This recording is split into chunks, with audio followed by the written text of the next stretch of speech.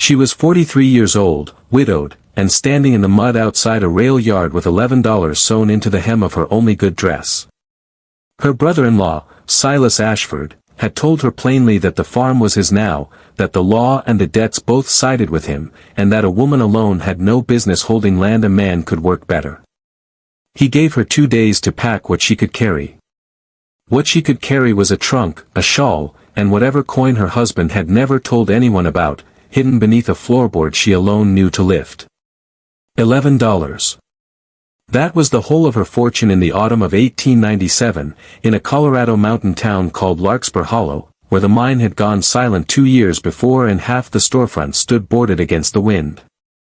It was there, at the rusting yard of the defunct Larkspur and Pine Ridge Rail Company, that she spent 6 of those dollars on an old trolley car nobody wanted, a windowless, wheel-broken relic the auctioneer practically apologized for selling, calling it fit for nothing but firewood and shame.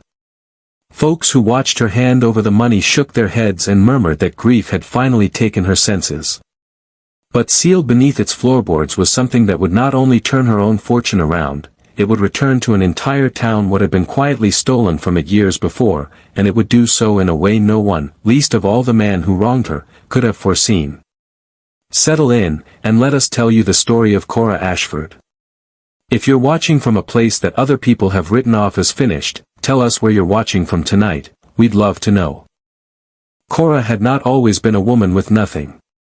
She had been raised outside of Bardwell, Missouri, the second of 4 daughters in a household where her father repaired clocks and her mother kept the kind of garden that fed half the lane in a lean year. It was her father who taught her patience, hunched beside him at his workbench while he showed her how a broken mechanism was never truly broken, only waiting for someone willing to look closely enough to see where the trouble lived. Most folks throw a thing away because they're too impatient to ask it what's wrong, he used to say, turning a gear between his fingers as though it were a living thing deserving of consideration. Cora absorbed that lesson the way a girl absorbs anything spoken by a father she adores, not as advice, but as truth about how the world worked. She grew into a young woman known around Bardwell for an uncommon steadiness, the kind of person neighbors sent for when a stubborn lock needed coaxing or a stalled watch needed new life. It was not glamorous work, and it earned her little money, but it earned her something she valued more, the quiet respect of people who had learned that she did not give up on things easily.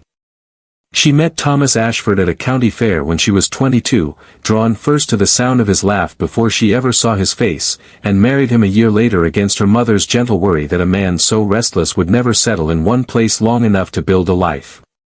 Thomas proved her mother wrong, mostly.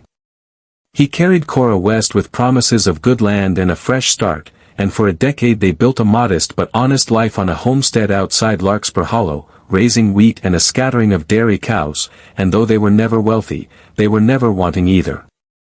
Thomas had a brother, Silas, older by 6 years, who had lent them money in the hard winter of 1889 when a blight took half their crop, and who never once let Thomas forget the debt, even after most of it had been repaid in labor and produce over the following seasons. Cora watched the way Silas spoke to his brother in those years, the small cruelties disguised as concern, the way he counted favors like a man counting coins he intended to collect twice. She said nothing, because Thomas loved his brother despite it all, and because she had learned from her father that some things are not worth breaking simply because they are difficult to hold. It was in the spring of 1896 that Thomas fell ill with a fever that the town doctor could not name and could not cure, and by the first frost of that year, Cora was a widow with a farm, a stack of debts she had not known existed, and a brother-in-law who suddenly remembered, with great precision, every dollar he believed he was owed. She had loved her husband fiercely and grieved him harder than she had ever grieved anything, and it was in the depth of that grief, when she was least equipped to fight, that Silas moved. He produced papers, some genuine, some she would later have cause to doubt, showing that the original loan had never been properly settled, that interest had accrued in ways she could not follow, and that by the terms of an agreement Thomas had signed and never shown her, the farm would revert to Silas in the event that Thomas could not maintain the payments. Grief-stricken and unfamiliar with the finer language of debt and deed, Cora had no strength left to contest it, and the local magistrate, an old friend of Silas's from a hunting club neither of them ever mentioned in polite company, ruled in his favor within a matter of weeks. She left the farm on a gray October morning with her trunk and her shawl and the $11 her husband had hidden without ever telling her why, as though some part of him had known a day like this might come.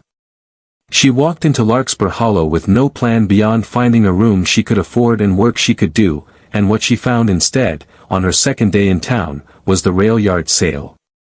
The Larkspur and Pine Ridge Rail Company had operated a short mountain spur line for 11 years, running a single trolley car up from the depot to the mouth of the Hollow Star Mine, carrying miners and supplies along a modest grade that the town had once been proud of.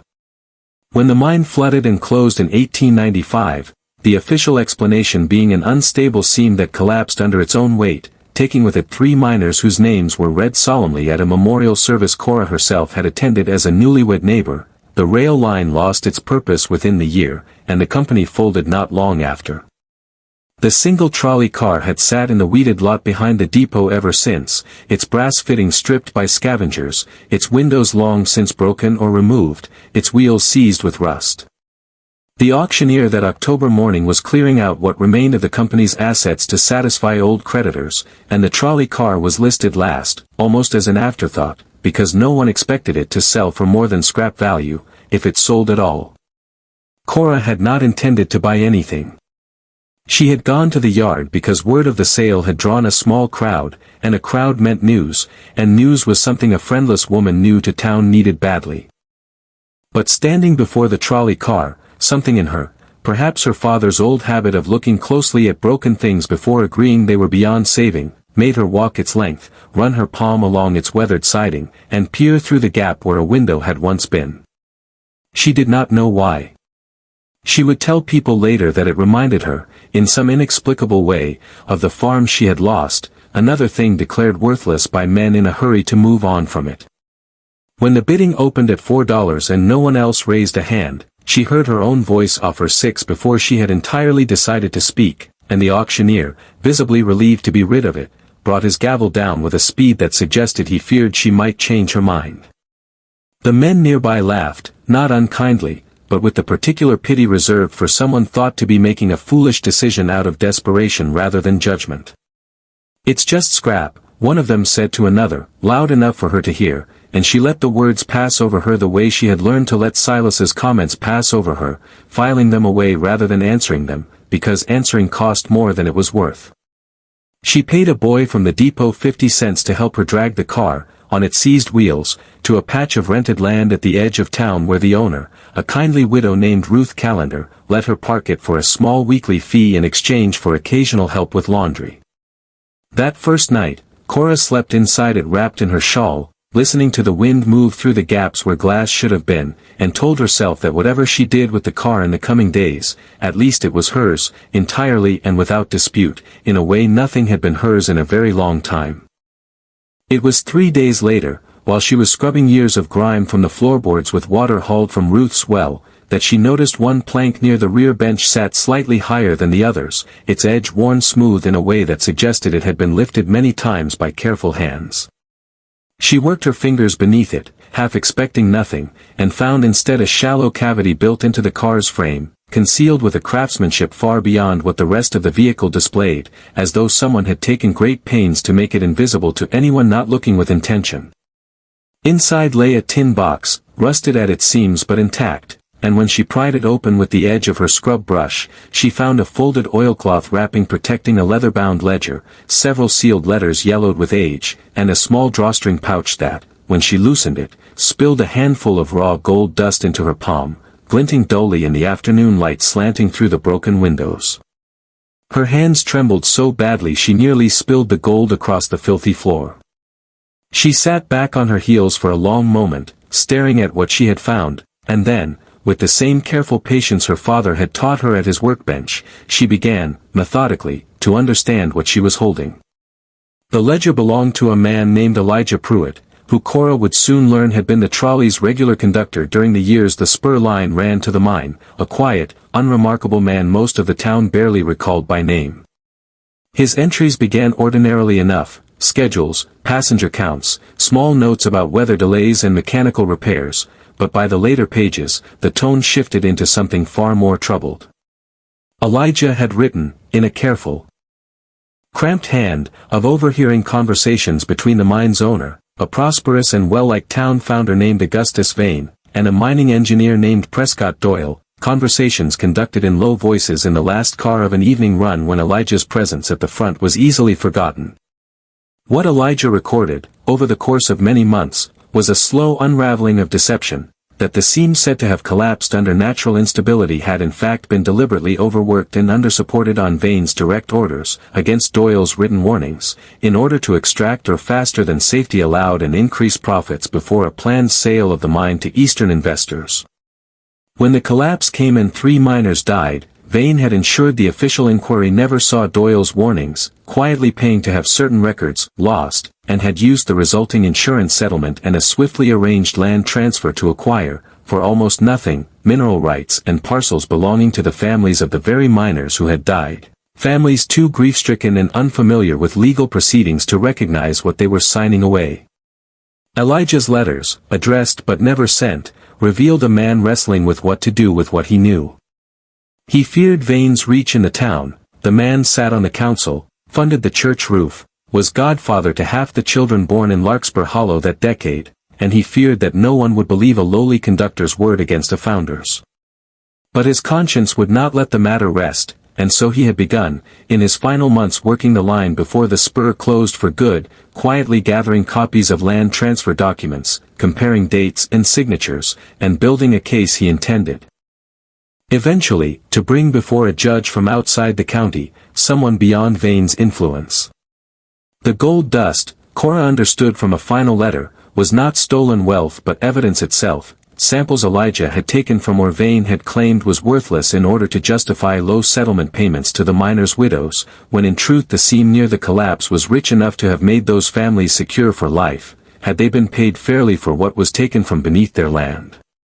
Elijah Pruitt had died of pneumonia the winter after the spur line closed, before he could act on what he knew, and his careful evidence had sat sealed beneath a trolley car floorboard for 2 years, waiting, as Cora's father might have said, for someone patient enough to ask what was wrong with it.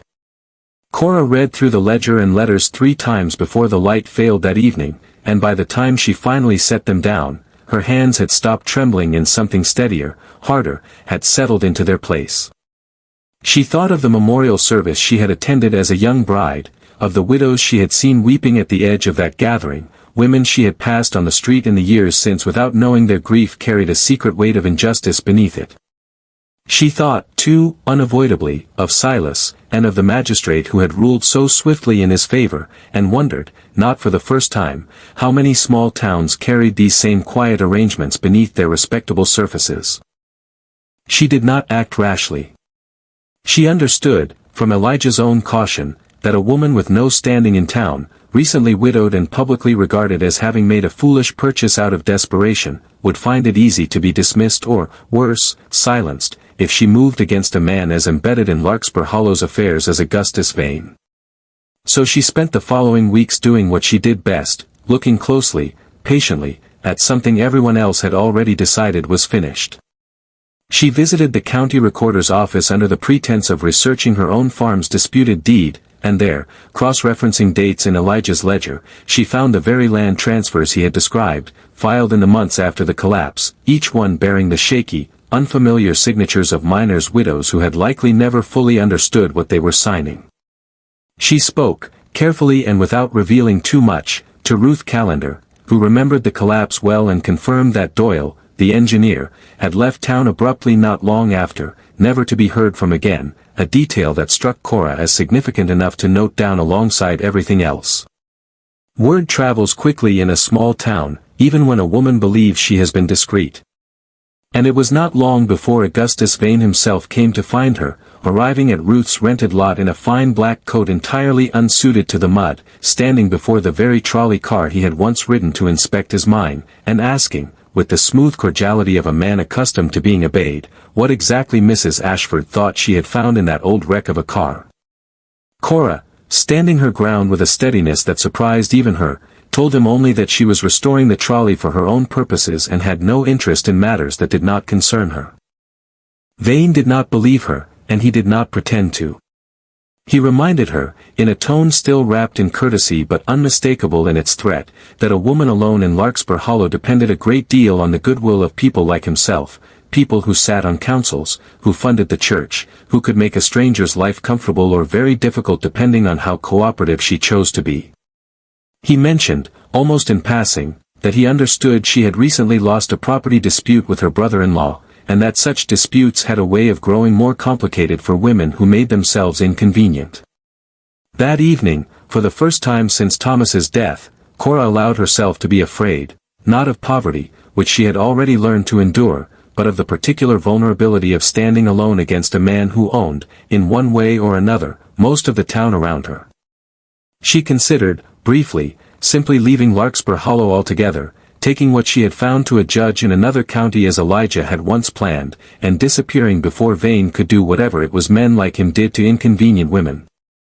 But she thought again of the widows at that long-ago memorial service, of families who had been quietly robbed twice, once of their husbands and fathers, and again of the compensation that was rightfully theirs, and she found she could not bring herself to leave them one more time unspoken for.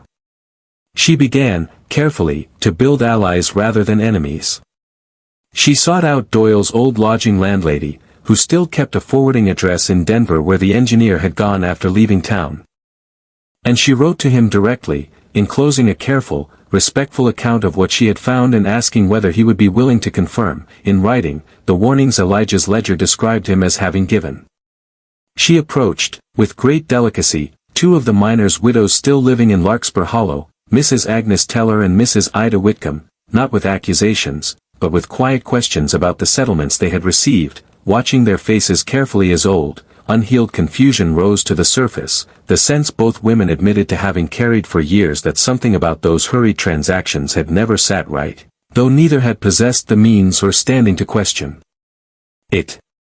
She found, too, in the ledger's final pages, a note Elijah had made of a young clerk at the land office, a man named Jasper Reyes, who had helped process the transfers and who Elijah suspected had grown uneasy about them even then.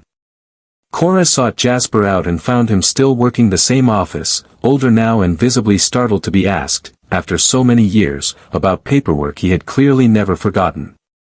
It took the better part of 2 months to assemble what she needed, Doyle's written confirmation arriving by post just as winter set in, corroborating testimony from the widows, Jasper's careful, guilt-laden account of irregularities he had noticed but never dared report, and through it all, Cora continued to live in the trolley car, which she had slowly begun repairing in whatever hours were not consumed by her quiet investigation, replacing broken glass with salvaged panes, patching the roof against the weather, restoring, plank by plank, something everyone else had abandoned.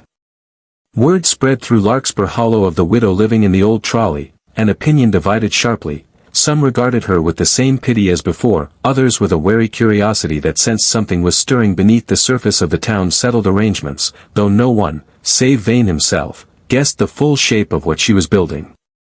Silas, too, caught wind of the matter, arriving unannounced one afternoon with the same cold civility he had shown her over the farm, warning her that continuing to stir up trouble concerning respected men in town would only make her own position, already precarious, considerably worse, and reminding her, as though she might have forgotten, that he still held the note on debts he claimed she had never fully settled from Thomas's estate, debts he could call due at any time he chose.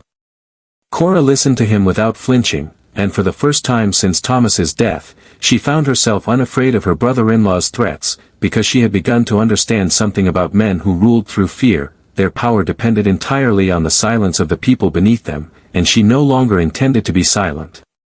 When at last she had gathered everything Elijah had begun and never finished, Cora traveled by wagon 2 days to the county seat and placed the entire matter, ledger, letters, gold sample, Doyle's letter, the widow's testimony, Jasper's account, before a circuit judge with no ties to Larkspur Hollow or its councilman, a stern, deliberate man named Judge Harmon Voss who had, as it happened, a personal distaste for fraud dressed up as respectability, having prosecuted similar cases earlier in his career. Voss did not act hastily, but he acted thoroughly. dispatching an investigator to verify signatures and interview witnesses, and within 6 weeks, formal proceedings were opened against Augustus Vane for fraud, falsification of records, and the deliberate concealment of information material to a fatal mine collapse. The town of Larkspur Hollow did not receive the news calmly. Vane had cultivated goodwill for 2 decades, and many refused at first to believe the accusations, some even turning their anger toward Cora as the outsider who had dared disturb a settled peace for her own gain, whatever that gain might be imagined to be. She endured cold looks in the mercantile, whispered accusations that she had forged the ledger herself, even a night when someone threw stones against the trolley car's newly repaired windows, cracking 2 panes she had only just installed. But as the investigation proceeded and the evidence mounted, as Doyle's testimony was read into record, as Jasper's careful documentation was examined, as the widows themselves came forward, hesitant but resolute, to describe settlements they now understood had cheated them, the town's doubt began, slowly and then all at once, to curdle into a different kind of anger, directed finally at the man who had earned it. Augustus Vane did not go quietly. He hired lawyers, disputed every document, insisted the collapse had been a tragic accident and nothing more, and attempted, through associates still loyal to him, to discredit Cora publicly as a grieving widow whose grasp on reality had loosened after her husband's death. It was Judge Voss himself, unmoved by reputation and swayed only by evidence, who finally dismantled that defense in open court, reading aloud from Elijah's ledger in a voice that carried the full weight of the conductor's long-buried conscience, and it was the gold sample itself, tested and verified by an independent assayer to be far richer than the ore Vane had claimed worthless, that closed the matter beyond argument. Vane was convicted that spring of fraud and criminal negligence contributing to the deaths of the 3 miners, stripped of his mineral rights and much of his property, and sentenced to a term in the state penitentiary that effectively ended both his liberty and his standing in a town that had once named a street after him. The restitution that followed was not swift, and Cora made certain, at every step, that it was not about her. She refused any personal claim to the mineral rights Elijah's evidence helped recover, insisting instead that they be returned, in full, to the families of the miners who had died and the widows who had been cheated, Agnes Teller and Ida Whitcomb among them, along with a portion set aside, at Judge Voss's recommendation, to fund a proper memorial and a small relief fund for future hardship in the town. When reporters from a Denver newspaper came to write of the astonishing discovery inside an old scrapped trolley car, eager to make Cora herself the center of the story, she redirected them instead toward Elijah Pruitt, insisting his name be remembered as the one who had first found the courage to look closely at what others preferred not to see. She did, in the course of the proceedings, secure something for herself, a modest settlement recognizing her role in uncovering the fraud, enough to finally, formally clear the disputed debt Silas had used to strip her of the farm, and enough besides to purchase, outright and without dispute this time, a small plot of land at the edge of town. Silas Ashford's fortunes, once so tightly bound to Vane's goodwill and the magistrate's friendly rulings, unraveled in the scandal's aftermath more quietly but no less completely.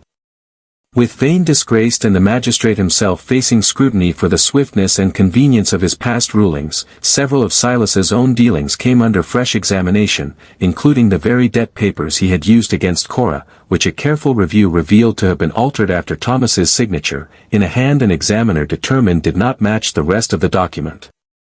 He was made, under quiet pressure from the same investigator who had assisted Judge Voss, to relinquish the farm back into Cora's name, though by then she had already begun building something new and had little interest in returning to land so heavy with old grief. She sold it instead, fairly, to a young family newly arrived in the valley, and used the proceeds to add to the relief fund she had helped establish, a decision that struck those who heard of it as entirely, unmistakably her. By the time the aspens turned gold again that autumn, a year almost to the day since she had stood in the mud and paid $6 for a trolley car nobody wanted, Cora Ashford had become, without ever intending it, one of the most quietly respected women in Larkspur Hollow. The trolley car itself she did not abandon once her fortunes changed. She finished its restoration slowly, patiently, the way her father had once restored broken clocks, replacing every plank and pane with her own hands until it stood whole and gleaming at the edge of the small plot of land she had bought, and there she opened it as a modest reading room and gathering place for the town's children, a plaque near its door bearing Elijah Pruitt's name and a short account of the honesty that had finally seen justice done, so that no child growing up in Larkspur Hollow would forget how much could be hidden beneath something everyone else had called worthless. It is worth remembering, when we speak of Cora Ashford, that she began this story as a woman with $11, a dead husband, and a brother-in-law who believed her too broken and too alone to matter. The town that once laughed at her for buying scrap iron on wheels came, within a year, to understand that she had seen something in that abandoned car they had not treasure exactly, though there was treasure enough, but the possibility that a thing discarded by everyone else might still be carrying, quietly and patiently, the truth someone once died trying to tell. She did not restore the trolley car for herself alone, and she did not use what she found inside it to enrich herself at others' expense, though she would have been forgiven for doing so after all she had lost. She used it instead to give back to widows what had been taken from them, to give a dead conductor's courage the recognition it had waited 2 years in the dark to receive, and to remind an entire town that overlooked value has a way of surfacing, eventually, for those patient enough to look closely at what everyone else has already walked away from. Thank you for spending this time with Cora's story and with us tonight. If her patience moved you, or if that old lesson about looking closely at broken things struck something in your own life, we would be glad if you shared this story with someone who might need to hear it. We'd love to know, what is a time you found real value in something everyone else had already written off? Tell us in the comments below, we read every one. Until next time, stay close.